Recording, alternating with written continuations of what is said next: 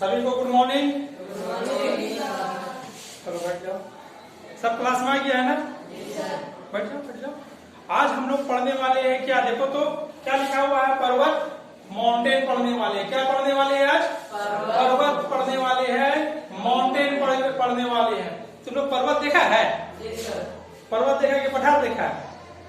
पर्वत भी देखा होगा, पठार भी देखा होगा, मगर समझना तुमको मुश्किल है कि कौन सा पर्वत है और कौन सा पठार है।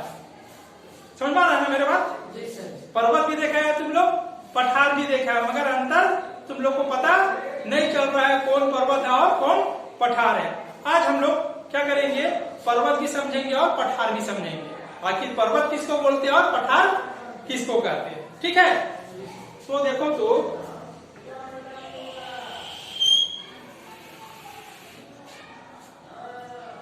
ये क्या है, पर्वत की पठार, पता नहीं चल रहा है क्या है, ठीक है? दो हम आकृति बनाए हैं। कितना आकृति बना रहे हैं देखो तो, दो आकृति बनाए हैं। यह आकृति क्या है, पर्वत है, और ये क्या है, पठार है। ये क्या है, पर्वत, और ये क्या है, पठार। तो पर्वत किसे कहेंगे और पठार किसे कहेंगे? तो पर्वत क्या है, धरातल का यह प्राकृतिक ऊंचाई है, प्राकृतिक द्वारा निर्मित है। किसके द्वारा निर्मित है पर्वत? प्राकृतिक के द्वारा निर्मित है। पर्वत को कौन बनाया? ईश्वर के द्वारा निर्मित है, प्राकृतिक के द्वारा निर्मित है, ठीक है? इसका देखो तो पर्वत का नीचे आधार जो है क्या होता है, चौड़ा होता है। आधार क्या होता है? आधार चौड़ा, शिखर पतला और तीव्र ढाल होता है। उसे हम क्या कहेंगे, पर्वत कहेंगे। पर्वत का आधार क्या होगा, चौड़ा होगा, शिखर क्या होगा, पतला होगा, और इसका ढाल क्या होगा, तीव्र होगा। उसे हम क्या कहेंगे, पर्वत कहेंगे। और समुद्र तल से 900 मीटर ऊंचा होगा। कितना होगा? 900 मीटर होगा। इसे हम क्या कहते हैं, पर्वत कहते हैं। और पठार देखो तो, अच्छा ये पठार क्या होगा, इसका ऊपर का भाग मेज का आकार जैसा होगा। कैसा होगा? मेज का आकार होगा। उसे हम क्या कहते हैं, पठार कहते हैं। पठार में हम जाके बैठ भी सकते हैं, खेल भी सकते हैं, मगर पर्वत पर हम ऐसा नहीं कर सकते, ठीक है? तो पर्वत का आधार क्या होगा, चौड़ा होगा। आधार कैसा होगा, चौड़ा होगा। शिखर, ये शिखर कैसा होगा, पतला होगा, या हम बोल सकते हैं नुकीला होगा। क्या होगा, नुकीला होगा, ठीक है?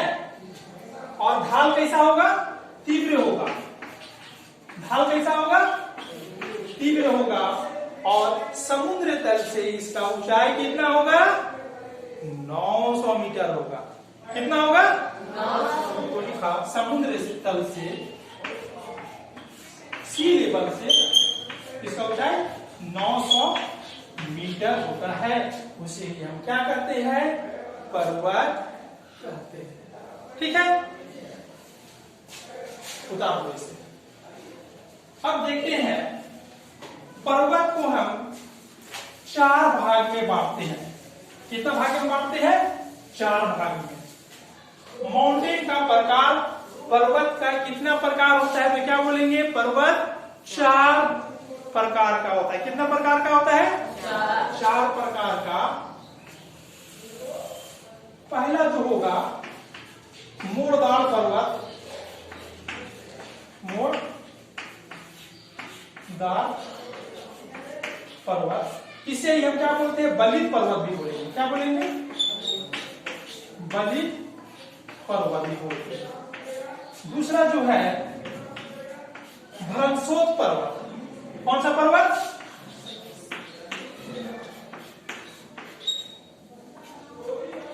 भ्रंशोत पर्वत। और तीसरा जो है ज्वालामुखी पर्वत। कौन सा पर्वत, ज्वालामुखी। ज्वालामुखी देखा है तुम लोग? नहीं देखा है ना, ज्वालामुखी पर्वत। और चौथा है अवशिष्ट पर्वत।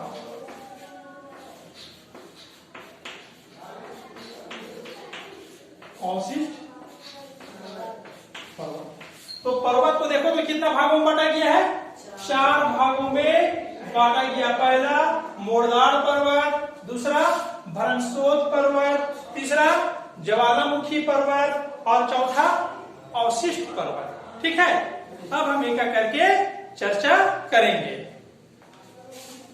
मिटा देते हैं। अब देखते हैं मोड़दार पर्वत, है ना।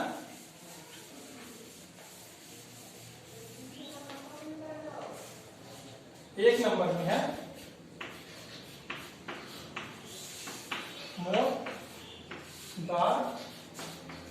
मोड़दार पर्वत। दूसरा नाम क्या है? बलित पर्वत। क्या नाम है? बलित पर्वत। एक ही चीज है, मोड़दार बोलो या बलित पर्वत बोलो। तो मोड़दार पर्वत का निर्माण कैसे हुआ जानता है तुम लोग? नहीं जानता है? तो देखो, पृथ्वी पर जो चट्टान पाया जाता है, पृथ्वी पर क्या है? चट्टान है, और इन चट्टानों पर पृथ्वी के अंतर्जात बल के कारण, पृथ्वी के अंतर्जात बल के कारण चट्टान में मोड़ पड़ जाता है या बलन पड़ जाता है। क्या पड़ जाता है? मोड़ पड़ जाता है या बलन पड़ जाता है। उसे ही हम क्या कहते हैं? मोड़दार पर्वत कहते हैं। ठीक है, तो मोड़दार पर्वत किसको बोलेंगे? पृथ्वी में जो चट्टान है, जो चट्टान पाया जाता है पृथ्वी के नीचे या अंतर्जात बल के कारण चट्टानों पर क्या पड़ जा रहा है? मोड़ पड़ जा रहा है या बलन पड़ जा रहा है। इससे ही मोड़दार पर्वत का निर्माण होता है। ठीक है, तो हम समझ गए मोड़दार पर्वत का निर्माण कैसे हुआ। ठीक लगा? अब तुम देखो, मोड़दार पर्वत का सभी महाद्वीपों में पाया जाता है। मोड़दार पर्वत कहाँ है? सभी महाद्वीपों में पाया जाएगा, और महाद्वीपों के पश्चिम क्षेत्रों में पाया जाता है। जैसे हम बोल सकते हैं, इसका एग्जाम्पल देखो, उत्तरी अमेरिका का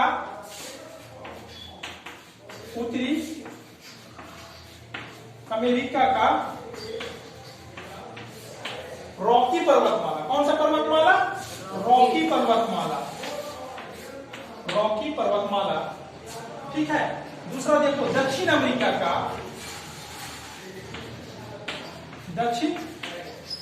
का एंडीज पर्वतमाला। कौन सा पर्वतमाला? एंडीज पर्वतमाला। एंडीज पर्वतमाला। यूरोप का आल्प्स पर्वत। यूरोप का आल्प्स पर्वत, और एशिया का हिमालय पर्वत। एशिया का हिमालय पर्वतमाला। इसका उदाहरण है मोड़दार पर्वत का उदाहरण। किसका उदाहरण है? मोड़दार पर्वत का। कैसे मोड़दार पर्वत बना? अंतर्जात बल के कारण। ठीक है, अब तुम देखना कि नवीनतम मोड़दार पर्वत को परीक्षा में भी पूछता है, विश्व का नवीनतम मोड़दार पर्वत कौन सा होगा? तो हिमालय पर्वतमाला।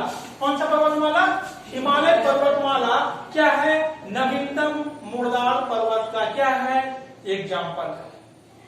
इसका निर्माण अभी भी जारी है, और मोड़दार पर्वत जो है का वर्णन तुम्हारा प्लेट टेक्टोनिक के माध्यम से पता चलता। प्लेट विवर्तनिक थ्योरी जब तुम पढ़ना, तो प्लेट विवर्तनिक के माध्यम से तुम्हारा किसका निर्माण हो रहा है? मोड़दार पर्वत का निर्माण हो रहा है। ठीक है, थोड़ा तुम्हारा एग्जाम्पल तुम देखना।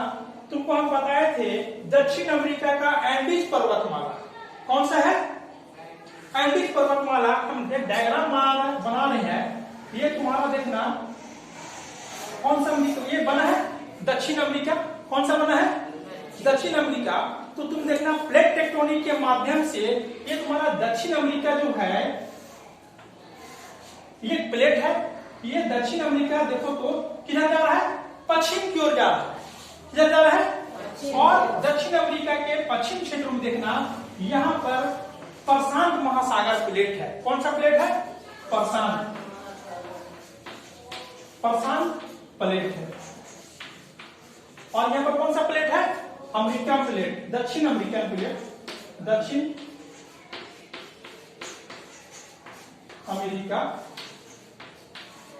देखो तो दो प्लेट का क्या हो रहा है, टक्कर हो रहा है। दो प्लेट में क्या हो रहा है, जब दो प्लेट टक्कर होगा इस तरह का, तो देखो तो ये मुड़ेगा कि नहीं मुड़ेगा, देखो तो मुड़ गया ना, ये ऊपर भाग उठा ना, इससे ही तुम्हारा क्या हो रहा है, मुर्दार पर्वत का निर्माण हो रहा है। और यहाँ पर तुम्हारा एक पर्वत का जो निर्माण हुआ, ये तुम्हारा एंडीज पर्वतमाला, जो विश्व का सबसे लंबी पर्वतमाला है।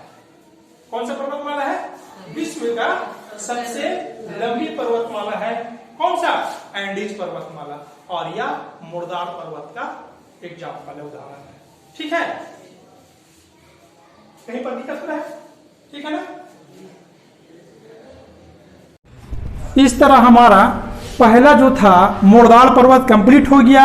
अब हम दूसरा देखते हैं, क्या है, भ्रंशोत पर्वत, यानी भ्रंश के द्वारा जो चट्टान का, जो पर्वत का निर्माण होता है, उसे हम क्या बोलेंगे, भ्रंशोत पर्वत बोलेंगे। तो इसका निर्माण कैसे होता है, जब धरातल का बहुत बड़ा हिस्सा, जब धरातल का बहुत बड़ा हिस्सा पृथ्वी के आंतरिक शक्ति के कारण या पृथ्वी के आंतरिक बल के कारण वह टूटकर, चट्टान क्या हो जाता है, टूटकर ऊपर उठ जाता है या नीचे गिर जाता है। चट्टान टूटकर या तो ऊपर चला जाएगा या तो नीचे चला जाएगा। इससे जो चट्टान का निर्माण होता है उसे ही हम क्या बोलते हैं, भ्रंशोत पर्वत कहते हैं। अब देखना, एक डायग्राम हम बना रहे हैं, तुम डायग्राम में देखना।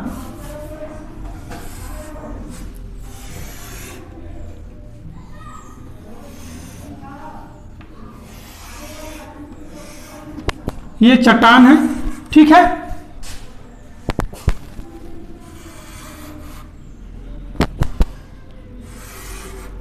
देखना, इस तरह का ये पहला चट्टान का परत है।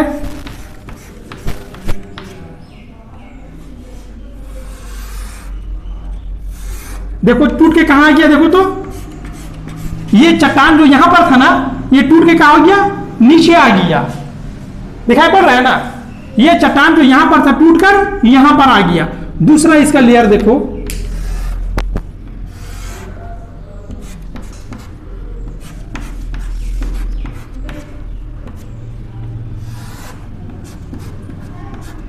ये भाग जो यहां पर था, ये भाग कहां गया, नीचे आ गया।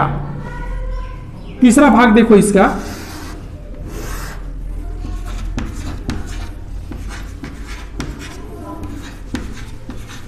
देखो तो ये भाग नीचे आ गया। तो चट्टान क्या हो गया, टूटकर ये दोनों भाग क्या चला जा रहा है, दोनों भाग ऊपर जा रहा है। दोनों भाग कहां जा रहा है, ऊपर जा रहा है। और बीच का भाग कहां रहा है, देखो तो बीच का भाग नीचे जा रहा है। बीच का भाग क्या हो रहा है, नीचे जा रहा है। इसी को हम क्या कहते हैं, भ्रंशोत पर्वत कहते हैं। ठीक है, जो भाग ऊपर आ गया, जो भाग ऊपर आ गया, जो ऊपर का भाग को होस्ट करते हैं, क्या कहते हैं, होस्ट कहते हैं। परीक्षा में कई एक बार ये भाग कई एक बार पूछता है। और नीचे का जो भाग है इसको ग्राबेन बोलते हैं। क्या बोलते हैं, ग्राबेन। ठीक है, तो ग्राबेन किसको बोलेंगे, जब चट्टान टूटकर नीचे चला जाता है, नीचे का भाग को क्या बोलते हैं, ग्राबेन। और ऊपर का भाग को क्या कहते हैं, होस्ट कहते हैं। ठीक है,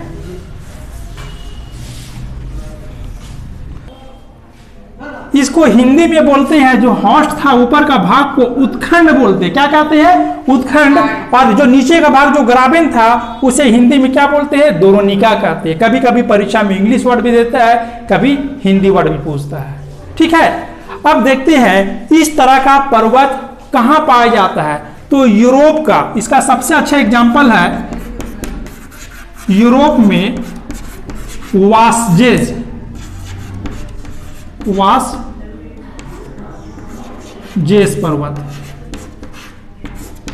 यूरोप में कौन सा पर्वत है, वासजेस पर्वत, जो किसका एग्जाम्पल है, होस्ट का उदाहरण। किसका एग्जाम्पल है, होस्ट का उदाहरण है। ठीक है, और राइन नदी, ये कौन सा नदी, राइन नदी किसका एग्जाम्पल है, ये ग्राबेन का उदाहरण है। किसका उदाहरण है, ग्राबेन का। ये परीक्षा में कई एक बार पूछा हुआ क्वेश्चन है, इसको अच्छा से तुम लोग याद कर लेना। पूछता है यूरोप का वास्टेज पर्वत है, कौन सा पर्वत का एग्जाम्पल है? तो क्या बोलेंगे? भरंस पर्वत का एग्जाम्पल है। राइन नदी किसका एग्जाम्पल है? तो क्या बोलेंगे? ये ग्राबेन का एग्जाम्पल है।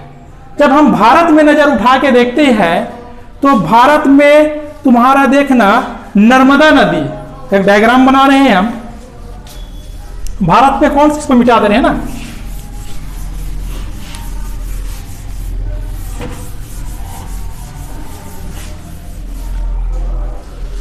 भारत में तुम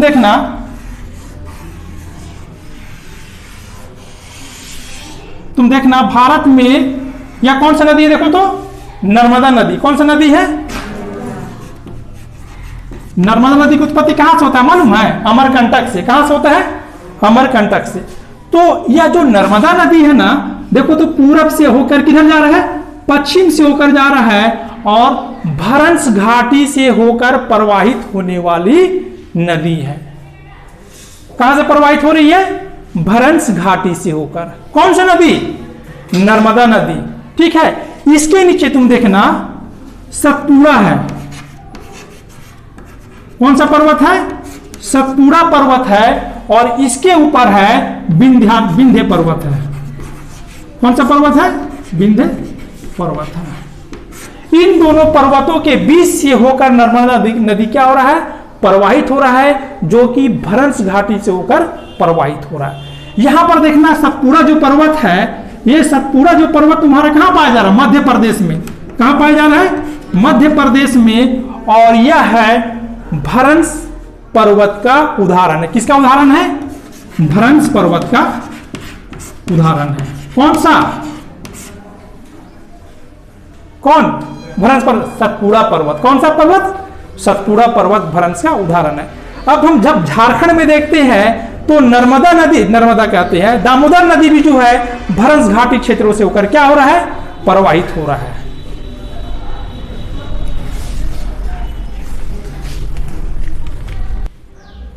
इसका एक और एग्जाम्पल है विश्व के सबसे लंबी रिफ्ट घाटी। विश्व के सबसे लंबी रिफ्ट घाटी जॉर्डन नदी की। कौन सी नदी?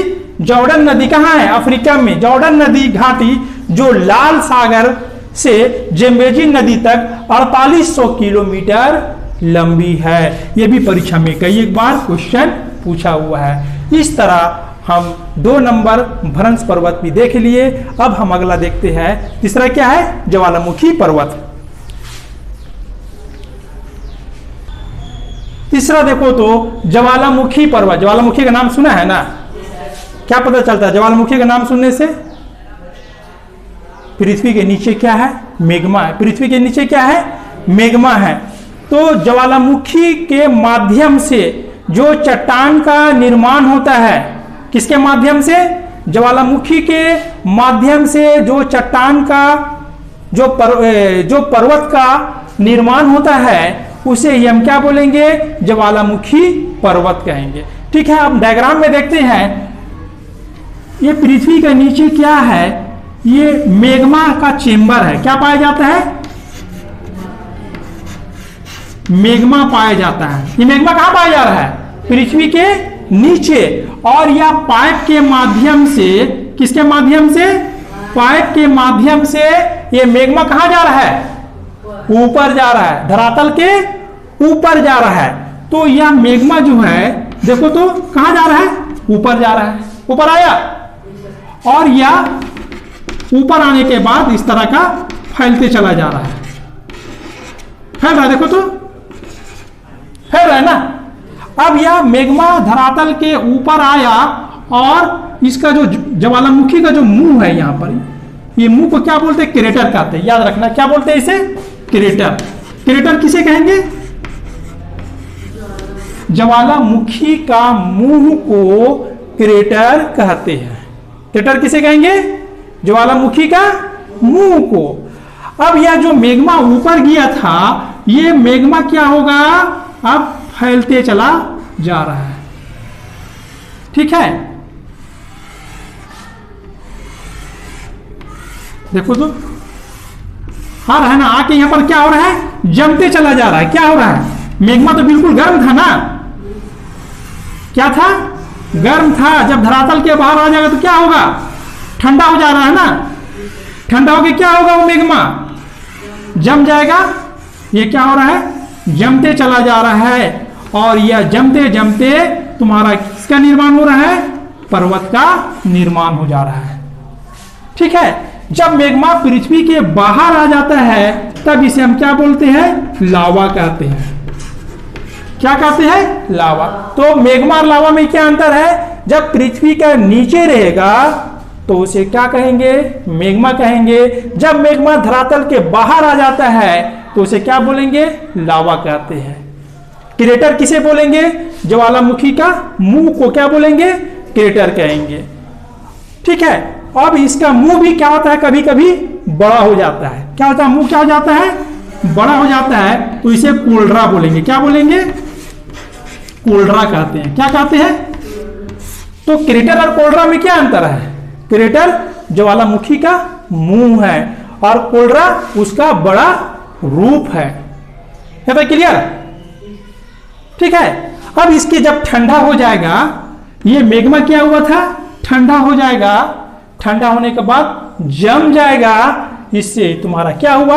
पर्वत बना। इसी को क्या बोलते हैं? ज्वालामुखी पर्वत बोलेंगे। और ज्वालामुखी पर्वत का आकार कैसा होगा? शंकु आकार का होगा।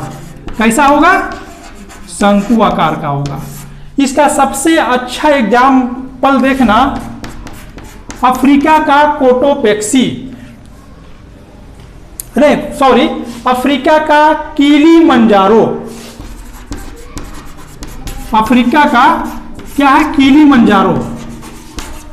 किलिमंजारो।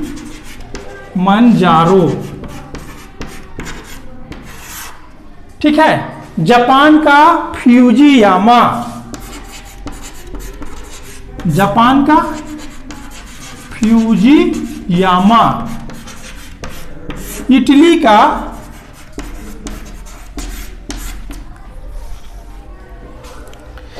का विसुवियस।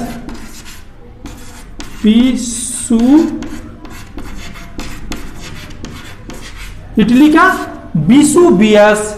ये किसका एग्जाम्पल है? क्या बोलेंगे? ज्वालामुखी पर्वत का एग्जाम्पल है। क्लियर है? तो ज्वालामुखी के माध्यम से किसका निर्माण हुआ? ज्वालामुखी पर्वत का निर्माण हुआ। ये डायग्राम को तुम लोग अच्छा से उतार लो और इसे रट जाना, बिल्कुल रट जाना। ठीक है। और डायग्राम से समझने का कोशिश करना।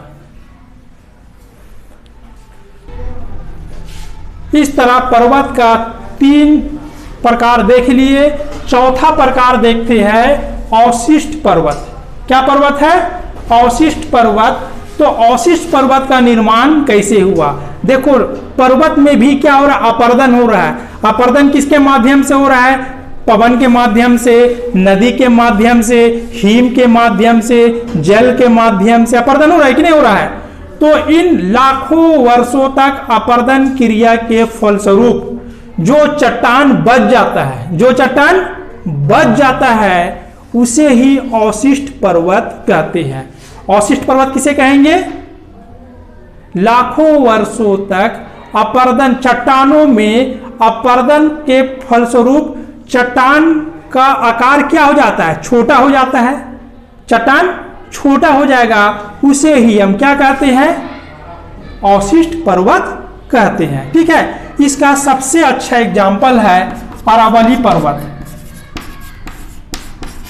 कौन सा पर्वत? अरावली पर्वत, जो अवशिष्ट पर्वतमाला का क्या है? एग्जाम्पल है। अरावली पर्वत विश्व का प्राचीनतम अवशिष्ट पर्वतमाला का एग्जाम्पल है। ठीक है। परीक्षा में भी पूछता है अरावली पर्वत किसका एग्जाम्पल है? क्या बोलेंगे? अवशिष्ट पर्वत। अवशिष्ट पर्वत किसको बोलेंगे? पर्वतों का अपर्दन से जो बच जाता है या पर्वत का जो छोटा रूप है उसी क्या बोलेंगे? अवशिष्ट पर्वत बोलेंगे। इसका एग्जाम्पल कौन सा हो जाएगा? अरावली पर्वत। ठीक है। इस तरह हमारा पर्वत का 4 प्रकार देख लिए। पर्वत हमारा क्या हो गया? खत्म हो गया। आप नेक्स्ट वीडियो में अपर्दन पर्वत का अब दूसरा पार्ट तुम इस वीडियो में अगला क्लास में तुम लोग देख लेना। और वीडियो अच्छा लगता है तो लाइक और सब्सक्राइब जरूर करना।